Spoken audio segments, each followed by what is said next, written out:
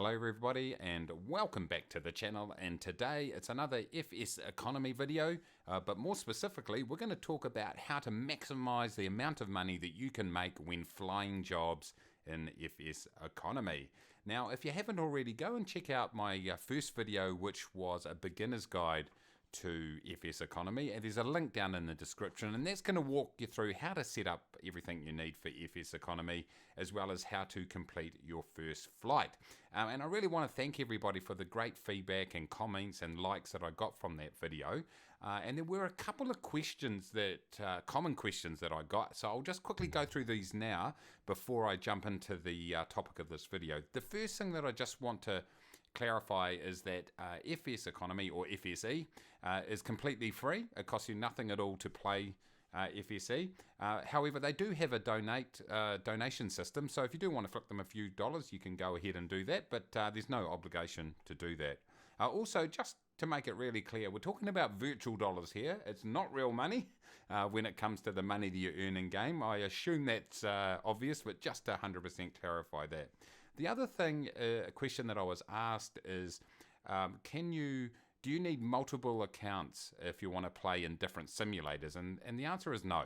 You just have one FSEconomy account, but you will need the different clients to play each different game. For example, X-Plane has its own plugin client that you use, and of course Microsoft Flight Simulator has its own client. So just so you know about that. Now, some other things just to remember is, if you've got any technical questions, like your client's not working or you can't log in or whatever it might be, go to the FSE forums and ask your question there, or search in there first, and someone's probably already had the same problem before and the answer will be there. I'll put a link down in the description. Also, make sure you go check out the manual. The manual's got everything that I go through in these videos. It's in the manual. I know a lot of people don't like to read them, but it is a really good source of information. Okay, so how do you make more money flying jobs in FSEconomy? Well, one question that I have been getting, by the way, is what should I aim for? In other words, what's the point of making all this money? Well, there's two main things that you can use your money for. So if I go up into my inventory here in Ard Air, the first thing that you could really save up for is an aircraft. So as you can see here, we've got 4 aircraft. We've got a Cessna 152, etc. right here. Now, you might decide that you just want to purchase your favorite aircraft. Like for me, it's a Cessna 152. Or you might want to aim for an aircraft that is a lot more profitable. It can carry more passengers, therefore you can make more money per trip. Like, for example, the Cessna 208. The thing is though, once you start getting up into the bigger aircraft, it costs a lot more to purchase them. So for example, a Cessna 152 is probably $150,000, something like that, whereas a Cessna 208 is probably close to $1 million, maybe 800,000, something like that. So that's the first thing you can use your money for. The second thing is you can go ahead and purchase a FBO. So an FBO, or a fixed base operation, is located at airports, and they have passenger terminals attached. And those passenger terminals are the ones that create jobs, and you have control over where you want to send those jobs to, which other airports you want to send the jobs to. And that just gives you a lot more control around earning income in FSEconomy. So that's the things that you can actually aim for. But today we're going to show you how to set up profitable flights. So really, at the moment in Microsoft Flight Simulator 2020, there isn't a huge range of aircraft, so it makes it a little bit easier to determine the best aircraft to fly. What I would say is the most profitable aircraft aren't necessarily the best aircraft to fly, because you just might want to fly it for fun, enjoy the scenery, and you earn a little bit of money and you're not too worried. And I'd highly recommend to take that approach if that works for you. But if you're looking to build your cash reserves, there's really 2 aircraft that you want to focus on in Microsoft Flight Simulator 2020. The first I've already mentioned is a Cessna 208, and the other is probably the Beechcraft King Air 350. Both of those aircraft carry 13 and 14 passengers respectively, which is a nice number of passengers and will earn you a nice amount of income per flight. So with that in mind, what you want to do is search for airports that actually have those aircraft available to rent. So I'm at the moment here in Kalealoa, and I apologize, I probably absolutely butchered that. It's in Hawaii. But down the bottom of each airport's page, you've got the search airports search tool. So what I want to do is, let's stick with the Cessna 208, which is my favourite aircraft for building income. It carries 13 passengers, as I mentioned. So you want to search for Cessna 208 that is rentable. So now there's a little bit of hit and miss here, just trying to locate some good quality jobs. There are some third-party tools. Jump onto the forum and search, and if you want to use those, you can. I'm just going to show you how to do it the manual way, but there are some other tools that can be used to help find some jobs.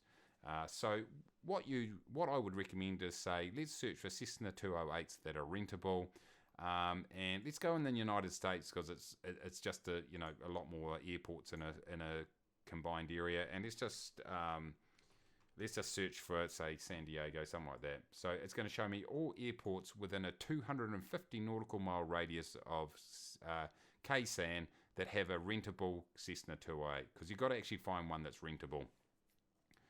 So if we have a look here, I actually did some research earlier just so it would go to a page that actually made some sense. But you could just go through these, right-click on them, and see, are there any green jobs available? There's not. That wouldn't be any good, that airport, for example. So there's a little bit hit and miss. There's one way to give yourself a better chance of finding higher paying jobs, and that is to look at the type of aerodrome, the size of the aerodrome, I mean. And you can tell by looking at these little symbols here.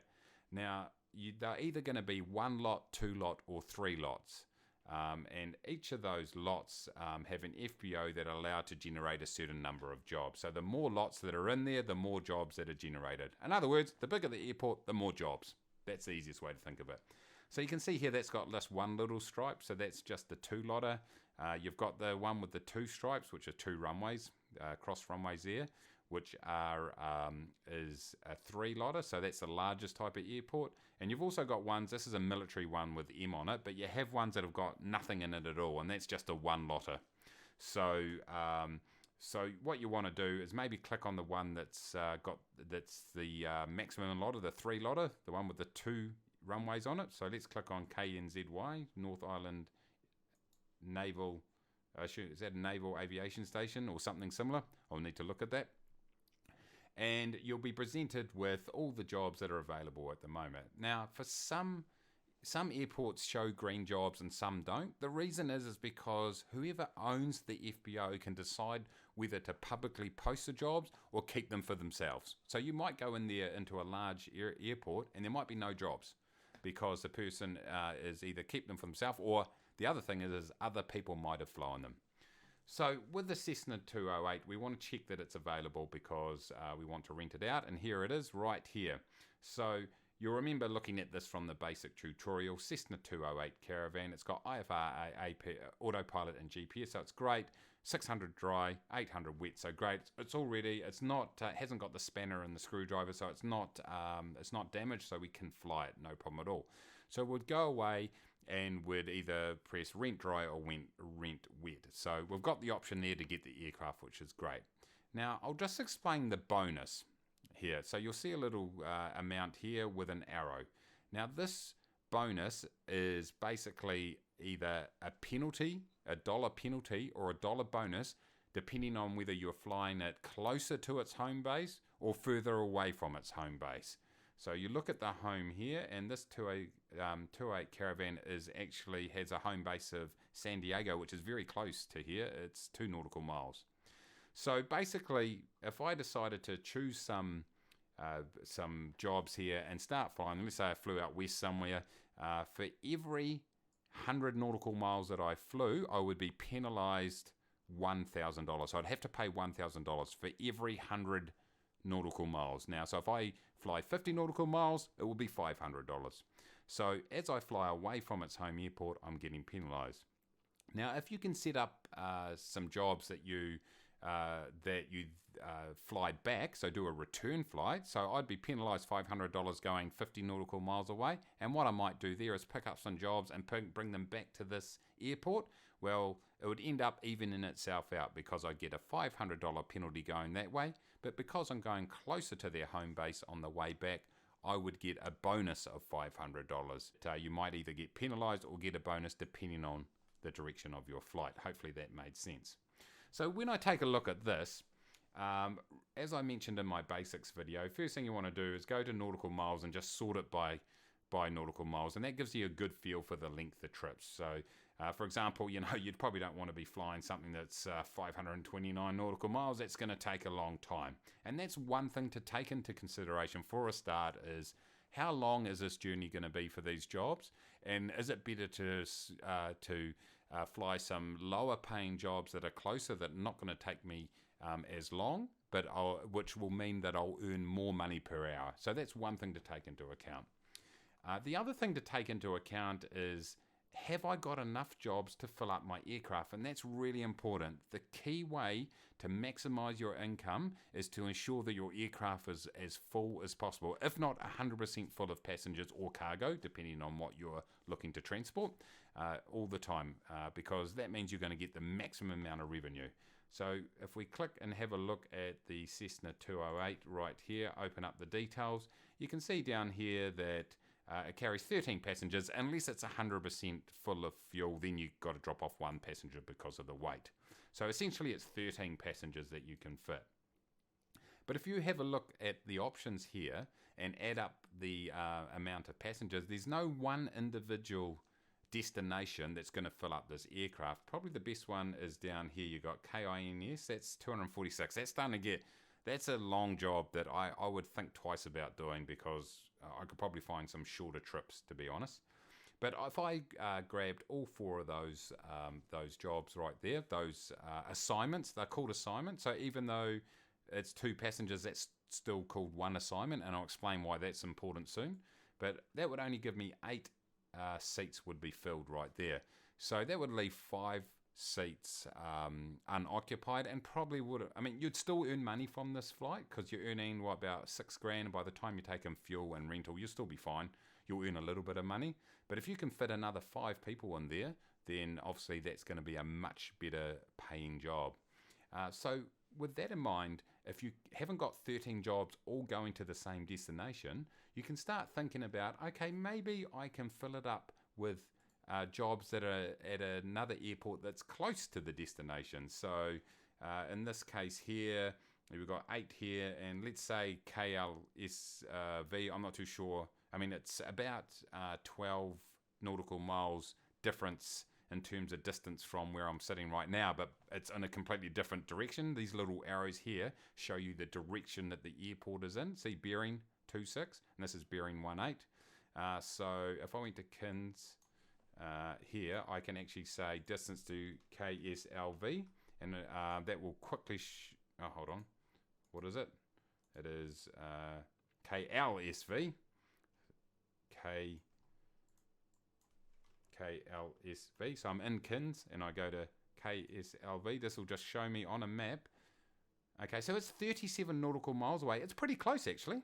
So what you could do is you could put the 8 passengers for KINS in there. Then you could add the additional 3, 8 and 3. You're 11. You're not quite full, but it's better now.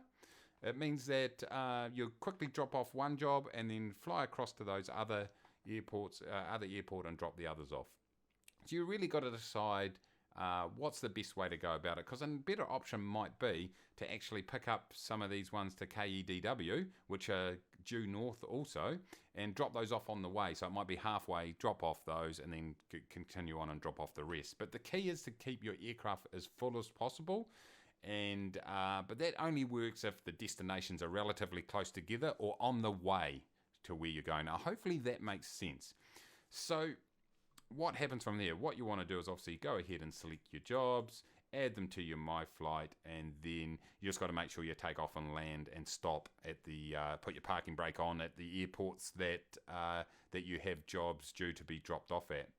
The great thing is if you've got someone who is pointing a lot of jobs towards one destination, because the ideal situation is that you can fill your entire aircraft up with jobs that are all going to the same airport. But sometimes it's just not possible. So you just got to figure out what's the most efficient thing to do. So what you might actually end up doing is getting a whole lot of these little shorter jobs with airports close to each other, fill it right up, and then make multiple stops. You can go ahead and do that.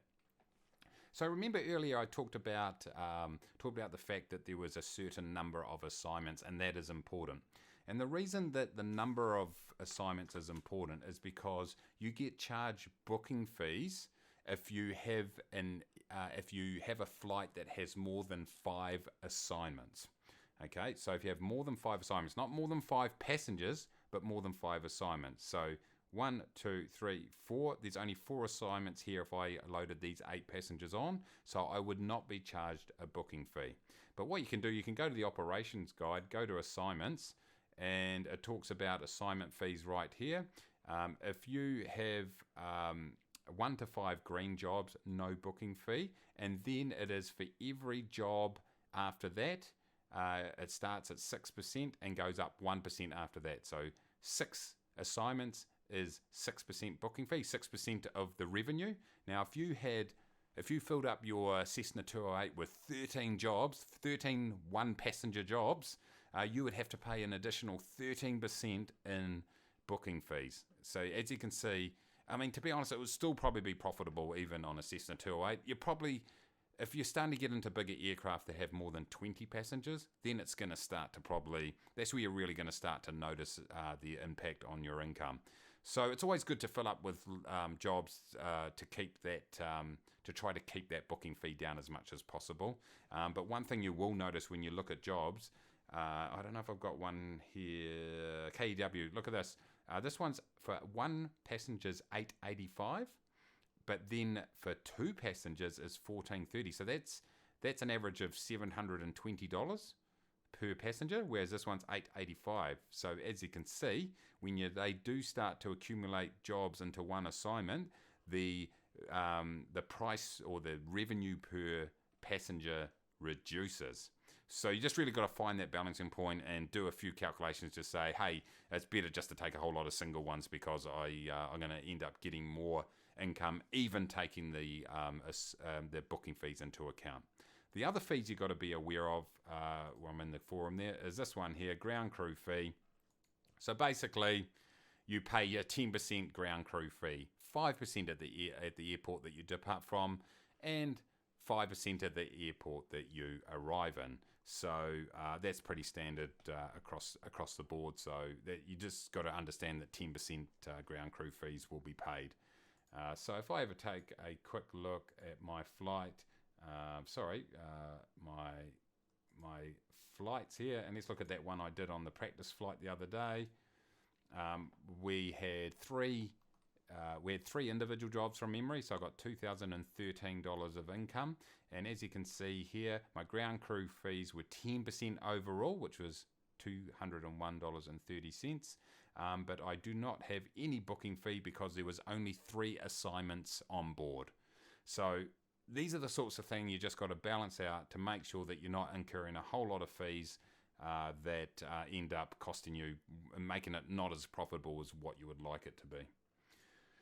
So back into this, so that's really, I mean, in a nutshell, that's really what it's all about in terms of maximizing your jobs. It's about filling your aircraft right up every single time. It's about reducing the number of assignments where you can to avoid fees. It means being a bit creative around how you put passengers and cargo into your aircraft in terms of the destinations. You might have to do multiple destinations to make it worthwhile, which you can do. The other thing that I wanted to talk about in terms of jobs is the different types of jobs that are available. So of course the green jobs are the highest paying. Those are passenger terminal generator jobs, so user generator jobs, and they're always the best paying. But you also got cargo jobs and black jobs here. Those are system generator jobs. Sometimes those are the only ones available. But as you can see, they are way less profitable because here you can fly 2 passengers for $1,400 and here's 12 passengers for only $2,200, $2,200, so not so good. The other thing you'll see down here is group assignments. Those have been grabbed by groups, so you can't fly those unless you're with that group. The other type of job that you have is an all-in job, and here goes an example right here. And essentially you just become the pilot for hire. The only fees that you pay that come out of your income are the ground crew fees. Everything else is paid for, fuel, everything. So you would need to, you can see it here, it's got an A with an arrow and it says airline pilot for hire. It's called an all-in job. And if you look down here, you can see down here that these aircraft are all in reserve. That means they're already allocated to these jobs up here.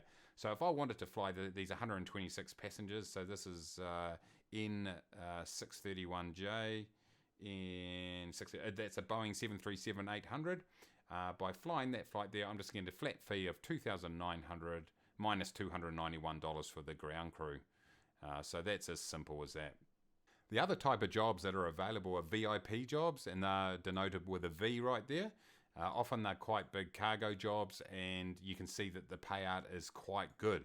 But you're going to need a decent size aircraft to complete it. So by the time you factor in the rental for the aircraft, they may not be as profitable as you think, but they are available, and they're only around for a short amount of time.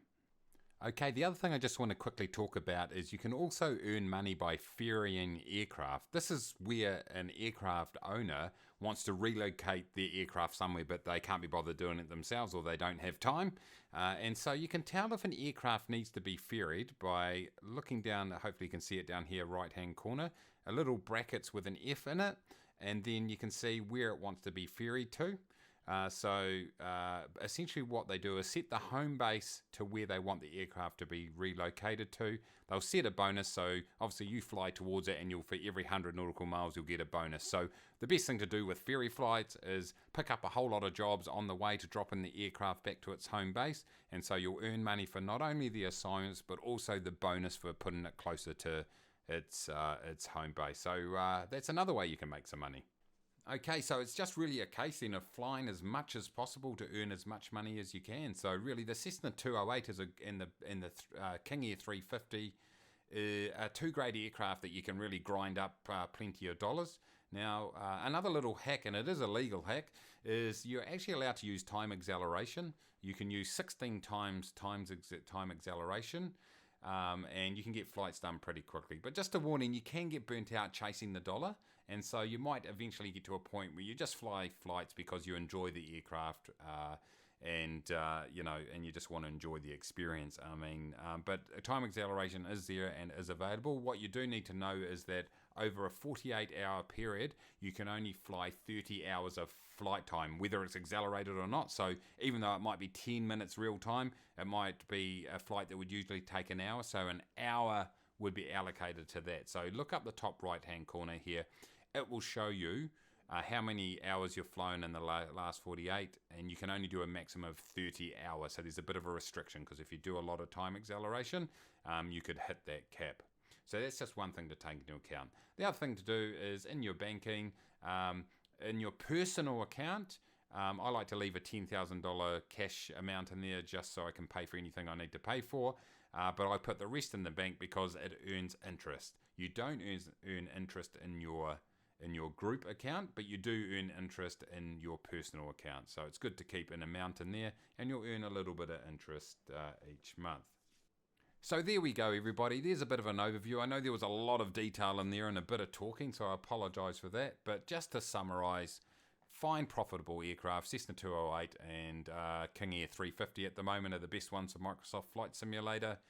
Fill them up as much as possible with passengers, and then just fly, fly, fly. That's how you make money. The best way to make money in this game is fly. And then once you get enough money, you can start to decide how you want to spend it, whether that's buying FPOs or aircraft. So I hope this was informative. Please smash the like button down below if you did enjoy it. I will do some more tutorials on buying aircraft and FPOs and stuff like that, so watch out for those. But in the meantime, until next time, take it easy.